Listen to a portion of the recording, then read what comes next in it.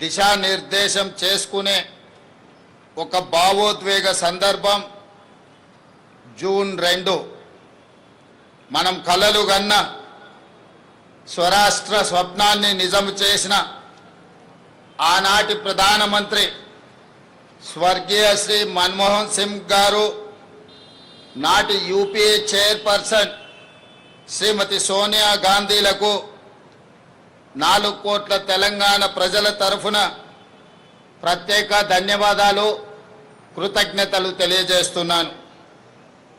మిత్రులారా, పుట్టుక నీది, చావు నీది, బతుకంత దేశానిది అన్న ప్రజాకవి కాళోజీ మాటలే స్ఫూర్తిగా డిసెంబర్ 7, 2023న బాధ్యతలు స్వీకరించిన క్షణం నుండి ప్రతి క్షణం తెలంగాణ హితమే పరమార్థంగా, రాష్ట్ర అభివృద్ధి ధ్యేయంగా, పేదరిక నిర్మూలననే ప్రాధాన్యంగా ప్రజాప్రభుత్వం పనిచేస్తున్నది. రాష్ట్రంలో అధికారం ఇవ్వడంతో పాటు ఈ 2.5 ఏళ్లలో జరిగిన పలు ఉప ఎన్నికలలో, పంచాయతీ మున్సిపల్ ఎన్నికలలో మా పట్ల మీరు చూపించిన ఆదరణ, అభిమానం మరవలేనిది. ఎవరెన్ని విమర్శలు చేసినా, ఎన్ని కుట్రలు చేసినా ప్రజలు మాకు అండగా నిలబడడం ఎనలేని శక్తిని ఇచ్చింది.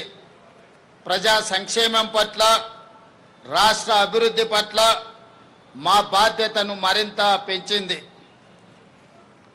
రైతులు, యువత, ఆడబిడ్డల ఆకాంక్షలు, ఎస్సీ, ఎస్టీ, బీసీ, మైనారిటీ, అగ్రవర్ణ పేద వర్గాల సామాజిక న్యాయం, సమగ్ర అభివృద్ధి సాధన కోసం పలు విధాన నిర్ణయాలు తీసుకుంటూ, కార్యాచరణ చేసుకుంటూ 2.5 ఏళ్లుగా నిరంతరం శ్రమిస్తున్నాం.